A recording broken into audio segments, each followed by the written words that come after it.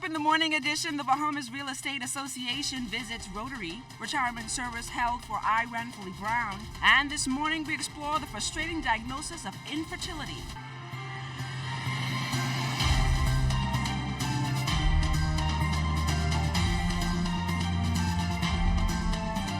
It's June 3rd, 3 days into the hurricane season. Welcome to the morning edition. I'm LaDawn Davis. Good morning, Basil. We have 21 named storms this year. What is this year's hurricane season looking like, active or otherwise?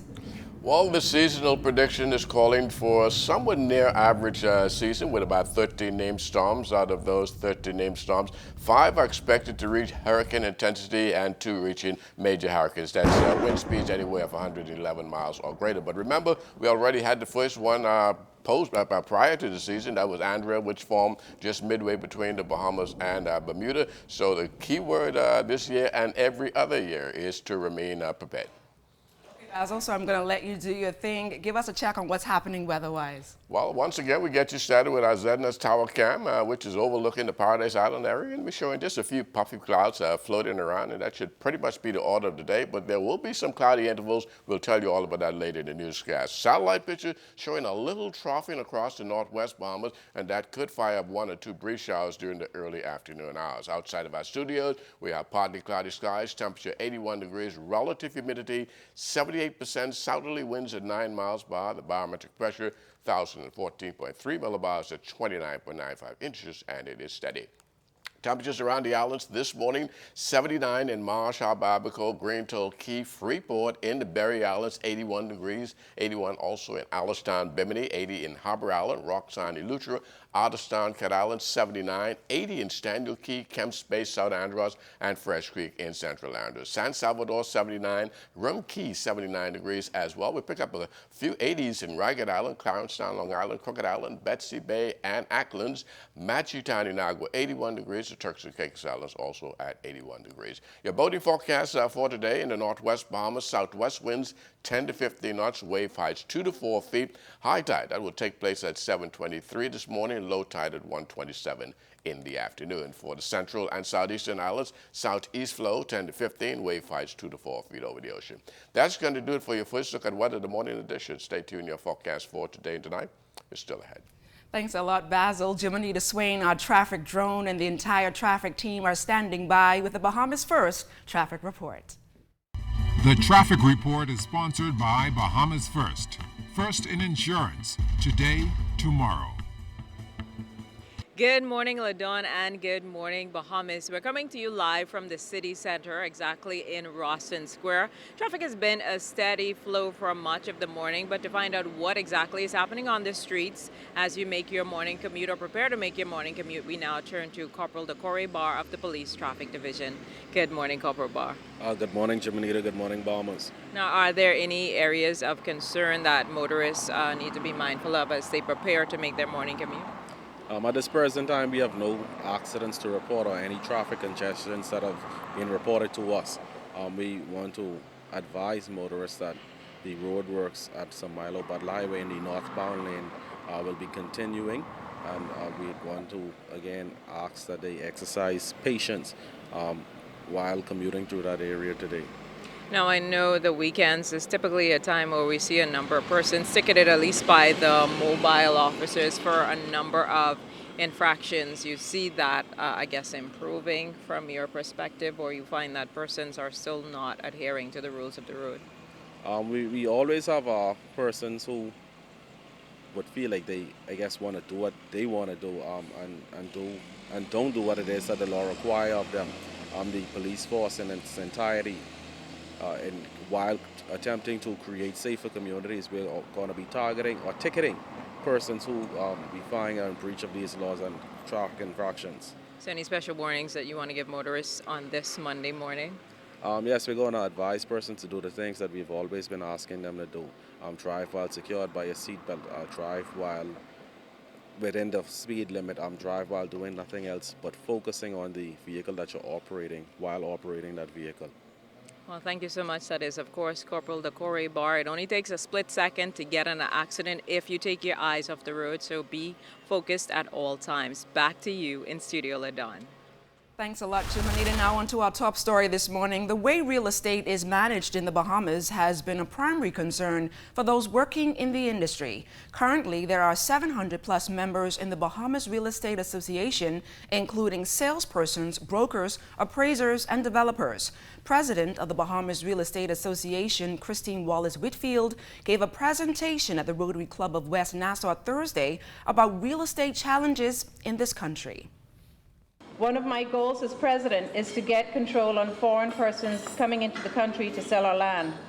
BREA has been faced with numerous complaints over the years with foreign realtors coming into the country with the intent to engage in selling real estate in the Bahamas. And I am sure they will continue and find a way. This year has finally been a breakthrough for BREA, as I recently met with the senior officials at the National Association of Realtors at the Legislation and Trade Expo in Washington, held 2 weeks ago. They made special efforts to arrange meetings with various NAR senior members who are our global ambassador and representatives for the Bahamas and other Caribbean countries.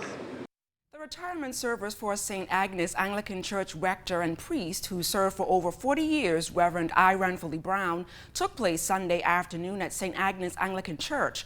The church was filled with church leaders from many denominations, government officials, including Her Excellency, the Most Honorable Dame Marguerite Pinling. Delivering the sermon was Reverend Dwight Roll. This afternoon is indeed a joyous time on this special occasion, as we gather in this historic church of St. Agnes to share this wonderful and solemn experience, appreciation and thanksgiving. We have not arrived at this place and time by accident, but many of you have come with excitement, with enthusiasm, and with curiosity, and to a greater degree appreciation for the work and ministry of one I. Ranfully Brown, priest in the Church of God. It was an evening of glitz, glamour, and music. Scores of nurses in the country attending its masquerade ball Saturday. The event concluded a month of activities celebrating Nurses Month and acknowledging the contributions of nurses to humanity worldwide. Acting Principal Nursing Officer in the Ministry of Health, Anita Clark, says the month is a fitting tribute to nurses here in the Bahamas. And we'd like to wish all the hard-working nurses in the Department of Public Health a very happy Nurses Month. And a special hello to those nurses who are on the Family Islands who are doing an awesome job in providing services for our people in the country of the Bahamas. More and more Bahamians are being diagnosed with cancer, but the common cause is still unknown. Dr. Gregory Pinto joins us this morning to talk a little about the stats and cancer prevention. Dr. Pinto, welcome to the Morning Edition. Good morning. It's my pleasure to be here. So, Dr. Pinto, are you able to give us stats on how many Bahamians have been diagnosed with many diseases, and is the amount alarming? Prostate cancer is the #1 cancer for men in this country. The 1 in 6 to 1 in 7 are going to develop in their lifetime. The WHO statistics show that 200 Bahamian men were diagnosed in 2018 with prostate cancer. 80 men, unfortunately, succumbed to the disease. That's an overwhelming number, and we're thinking that the numbers are quite a lot higher. We have all the risk factors for prostate cancer in our country. That includes being primarily of African ancestry, having a high rate of obesity. Because of that, we have to be very diligent in trying to pick up prostate cancer. Prostate cancer is one of the easiest cancers to treat. We also have a very small gene pool. We have a high rate of gene mutation for BRCA1 and BRCA2 that puts our Bahamian women at very high risk of developing aggressive cases of breast cancer, but also puts our men at a risk of developing high risk of aggressive prostate cancer and at an earlier age. So because we have such high risk factors and there's so many investigative modalities we have at our disposal, we can pick up prostate cancer very early and we can treat it. So of all the cancers on earth, prostate cancer is probably the easiest to treat. Unfortunately, Bahamian men are very stubborn. They refuse to seek even just an annual physical from a doctor. All we need is a PSA blood test every year. And we can pick up prostate cancer early. We can give you an excellent cure. The cancer-specific survival is 100% at 5 years. 98 to 99% at 10 years for early prostate cancer. So there's no reason that any Bahamian man needs to be dying of prostate cancer. And if you're caught with prostate cancer in an advanced stage, it's a horrible death. And it can go on for 5, 8, 10 years. It's not just the individual who is affected, it's their family members. One day you're the primary breadwinner for your family, the next you're a burden to your family. And it can take an emotional toll on your grandchildren, your daughter, your nieces. So I just want to ask Bahamian men, even if you don't love yourself, and obviously you do, love the ones that care for you. And all you need to do is get a blood test once a year, and we can figure out why you're getting prostate cancer at such an early age. And now, you are a urologist. Roughly Yes. about how many prostate cancer patients do we have here in the Bahamas? The number's in the thousands, because 1 in 6 to 1 in 7 men are going to get it in their lifetime, and just half the population are men. So if you live to old enough, every man's going to get prostate cancer, but it doesn't necessarily mean they're going to be the cause of their death. Usually men will die of old age before prostate cancer is the cause of their death. But statistically speaking, the older you are, the more likely you're going to get prostate cancer. 80% of all prostate cancers occur over 65 years old. But because we're primarily of African ancestry, we usually have prostate cancer 6 to 7 years younger than our Caucasian or Hispanic counterparts. Just being of African ancestry puts you at a 70% increased risk of getting prostate cancer compared to Caucasian men and Hispanic men. Particularly because we have a high rate of BRCA1 and BRCA2 gene mutation. BRCA1 and BRCA2 are important genes that protect you from cancer. We have to be extremely diligent in picking up prostate cancer. And as I said, we can have an excellent cure rate. Dr. Pinto, thank you so much for Thank you joining very us much. here on the Morning Edition, and best of luck on your endeavors. Thank you. Coming up after the break, the first in a 3-part series on infertility here in the Bahamas. Stay close, we've got more when the Morning Edition comes right back.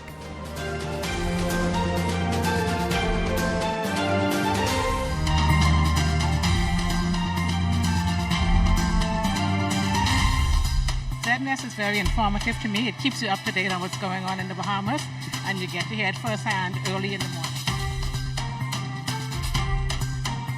Welcome back to the Morning Edition. Infertility is a prevalent issue in the Bahamas that's impacted hundreds of couples and single Bahamians hoping to start a family. In this first in a 3-part series, A Miracle to Conceive, we share with you the story of a young woman in her early 30s who battled infertility by drinking cleansing teas from a company called Natural Waste Detox on Farrington Road. And get this, after years of uncertainty, she was finally able to conceive. I would have the period symptoms, but not the actual period. Getting pregnant did not come easy for 33-year-old Noreen Russell. The mother of 10-month-old Ornella Russell was diagnosed with hormonal imbalance at 16 years old and practically gave up on the idea of having kids of her own. You know, in my previous relationship, trying to have a child and could not conceive. And, you know, you think, you know, something is wrong with me. And people used to stigmatize me, say, oh, she's a lesbian, and oh, she's barren, and stuff like that. But I never used to let it get to me. I was like, okay, if I have a child, I have a child. And at one point in my life, I had written it off. But now married, Noreen took a chance at getting pregnant and began drinking cleansing teas made with a special ingredient by Natural Waste and Detox co-owner Jamal Bethel, when she says something miraculous happened. I got pregnant. I didn't see my period. I said, hold on, this thing come back, hey. I didn't go to the doctor that month. The following month, I went to the doctor. And the doctor said, take a pregnancy test. And I say, pregnancy test? I say, I'm not pregnant, because I was looking to get pregnant. And she say, you're pregnant? And I was like, what? Are you serious? I said, pregnant? I said, Miss, I can't get pregnant. I finally gonna feel how it feels to have someone growing inside of me, you know, giving birth to someone, having, you know, breastfeeding someone, building that bond. Owner of Natural Waste Detox Teas, Krishanda Bethel, is experiencing infertility issues due to weight and hormonal challenges and says she is waiting on God. She says many female clients have not seen their menstrual cycles for up to 10 years. However, she says doing this miracle work for others is a rewarding experience. It's difficult to attend a baby shower. It's difficult to face Mother's Day. It's difficult to even face family members. We all get these questions and it's hurtful, and there's not a lot of people who are sensitive to fertility issues. They are not sensitive. A lot of people think that a woman can just have intercourse and have a baby. Is not the case. Some people find it very difficult. Since we created this fertility detox, we can proudly say about 69 babies is out there in the Bahamas just from drinking this detox cleanse. Tomorrow, we share with you the story of a woman with polycystic ovarian syndrome who not only had infertility issues but lost 2 of her 3 babies. The Bahamas Heart Association has been around since 1961, assisting citizens in need, and on Sunday, members of the association and President Aricia Hepburn went to Unity House to give back to the elderly. Hepburn says it's important for Bahamians to help others in need, especially the elderly. We gave some of the residents some lunch and then, just hang out with them for a little while. I think sometimes what we forget is that you have to give back to older persons in our society. So I think persons in the constituency should always ensure that they come out and give back and make sure that, residents that may not be as fortunate as them, that we're doing our part to make the Bahamas a better place for each and every one of us. The youth of our nation just continue to make us proud. Our Megan Shepard from the Northern Service highlights Sabrina Brown, a student of the Lucaya International School.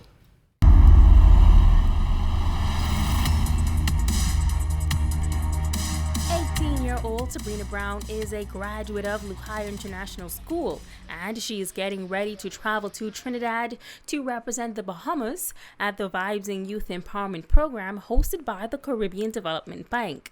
Brown says she is excited to share her ideas for national and regional development. And it's basically a platform that a platform for youth engagement, youth development, and youth innovation on economic and social level. So it's unique because it facilitates communication between the Caribbean youth and the Caribbean Development Bank. Brown is also a youth parliamentarian and says she's looking forward to networking and gaining as much knowledge as possible. What I could look forward to is something called the Innovation Challenge. So basically on the last day, we get to pitch innovative solutions to the developmental problems, basically. And, I can look forward to networking, collaborating with different youth from around the Caribbean, and just to network with them to see, how our ideas are similar, how they differ, and how we all work together to just promote regional change, basically. Now, each young representative will present a mind map with their visions for development throughout the Caribbean. Brown explains her platform. I really plan to talk about quality education and my ideas for that. In Youth in Parliament, I gave a speech on both youth unemployment and mental health. And some of the ideas I thought about was mental health reform, just kind of incorporating mental health and sustainable practices to promote mental health in Bahamians within the health sector. So that was one idea. And for youth unemployment, I thought about combating that by introducing a parallel education system where students are able to learn theory as well as do practical work, so we can be more equipped when we get into the workforce. Sabrina says she plans to study sustainable design engineering in Canada this fall. Thanks a lot, Megan. Jonathan, I understand that Charles Fisher is over in Long Island having a great time relaxing there. Well, I'm not sure if he's relaxing, but he's probably going to have a good time there for the Long Island Regatta. So what's coming up in sport? Well, we have the latest from John Quell Jones on our minor league baseball players. That and more ahead in sports.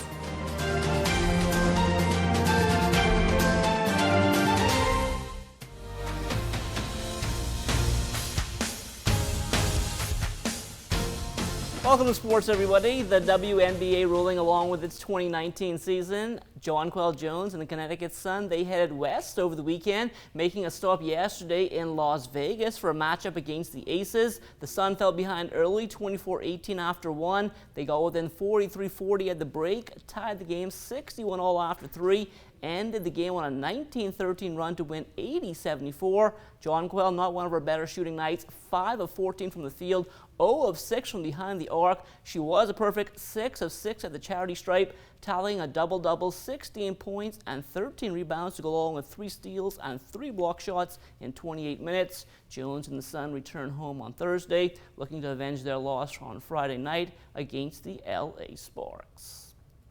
The Brazilian Basketball League Championship going the distance after Flamengo even their best of 5 at 2-all with a 76-62 Game 4 win over Franca. David Nesbitt, 2 points, 2 boards, and 8 minutes off the bench. They'll play a winner-take-all Game 5 on Saturday. For the minor league baseball diamond yesterday, the Jacksonville Jumbo Shrimps getting a big game from Anthony Seymour. 3 for 5, a double, 3 runs batted in. They won in 10 innings, 9-6 over Pensacola. A good day as well for Chavez Young, 2 for 5. A solo home run in the 4th inning, his 4th of the season. The Dunedin Blue Jays a winner in 10 innings as well, 5-4 over Clearwater. Jazz Chisholm went yard on Saturday for Jackson, his 12th for the season. He followed that up with a 1 for 5 performance yesterday. He had 2 runs batted in and 2 runs scored. Jackson coming out on top in yet another 10-inning game. This one a high-scoring affair, 14-12 over Birmingham. The NCAA Division I baseball regionals taking center stage over the weekend after winning their opener 6-5 over McNeese State on Friday. Ellis and Hannah and Indiana State falling 8-5 to Vanderbilt on Saturday. Hannah came on as a pinch hitter, drew a walk, and scored a run. Now that loss put Indiana State in a must-win in the early window yesterday. They stayed alive with a 10-5 win over Ohio State. That set up a rematch with Vandy later in the day. Indiana State scoring the first run of the game, but that would be their only run. They lost 12-1. Hannah ending his junior season, 16 games played. He had 8 starts, 2 hits, both of those home runs with 5 runs batted in. B.J. Murray and Florida Atlantic, they were also at regionals over the weekend after losing their opener to Florida State on Friday. FAU staying alive with a 10-6 win over Mercer Saturday. That propelled them into a must-win game yesterday against Georgia. The Owls, they saw their season come to an end, shut out for the second time this season, 13-0. Murray finishing up his freshman season playing in 20 games. He got 6 starts. He had 3 hits. Those 2 was the doubles, a home run. He also had 3 runs batted in and 9 runs scored. The Bahamas Professional Golf Tour opened its 2019 season on Friday with the Bahamas Waste Open at Bahamas Royal Blue Course. That came on the heels of the Bahamas Golf Federation's 50th National Amateur Championships the weekend before. I'm excited to say we have a younger breed of players again. Paul Savousis came out on top in the male division, along with first-time player Miss Jenna Bales in the female division. And in our President's Cup division, we have a new winner also, Mr. Ted Adderley. It was a very exciting 4 rounds of golf, firstly at Lightfoot Key, Albany, then Royal Blue, and we concluded at the Ocean Club Golf Course. The 30th of June to July 6th, the Bahamas National Golf Team, which consists of 6 males and 4 female, will be traveling to Dominican Republic to compete with 9 other countries for the Caribbean Amateur Golf Championships. Over the past several years, we've placed 4th, 5th, 6th. About maybe in its early stages, we were actually winners. So we're slowly getting our way back to the top, and we hope this year with a stronger team, we'll be closer to bringing the gold home. That's a look at sports. The morning edition comes back after this.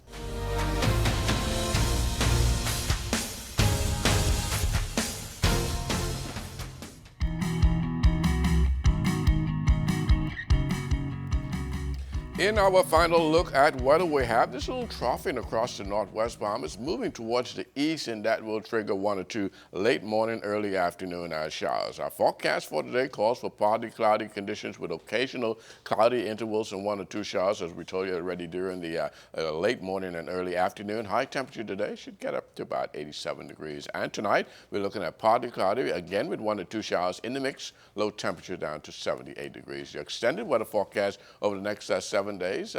Pretty nice over the next several days, but come Saturday, looks as though we're going to put some showers back in that forecast for you, and that will continue into the early part of next week. LaDawn? Thanks a lot, Basil. Well, that's a wrap for us this morning. Make sure to tune in tomorrow for more Morning Edition when we hear from our Charles Fisher live from Long Island. Once again, I'm LaDawn Davis. Have a productive week.